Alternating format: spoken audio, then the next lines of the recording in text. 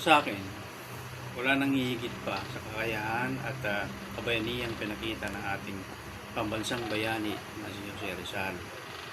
Ngunit kung ako ang tatanungin sa panahon ngayon kung sino ang tinatangi kong magbayani para sa panahon ngayon, ito ay ang matitinong pulis, matitinong militar, siyang lumalaban sa mga katiwalaan at mga pananakop sa ating bayan.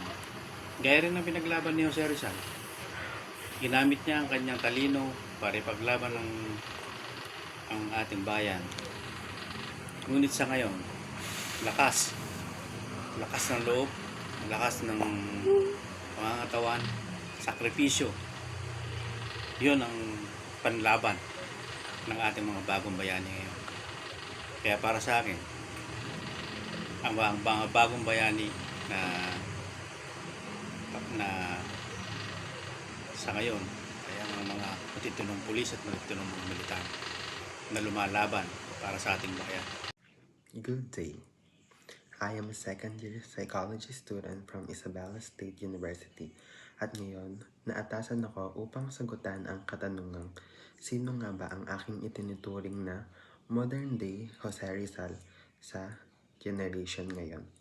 Well, for me, parang wala naman akong itinuturing na iisang tao na matatawag ko na modern-day Rizal sa kapanahon ng ngayon dahil si Rizal ay hindi mo siya maihahalin tulad sa iisang tao.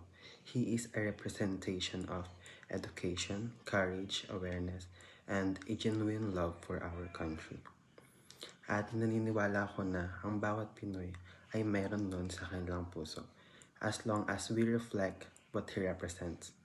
So, rather than looking for only one modern Jose Rizal, I believe that the true power of this generation is that anyone and everyone can be like him. Ang kinoconsider na hero ngayong generation na ito ay ang mga empleyado na lumalaban ng patas at nagbabayad ng tama sa kanilang mga taxes at sa kanilang mga SSS, PhilHealth at kahit minimum wage lang ang kanilang sinasahod dahil hindi nila nagagawang mangurakot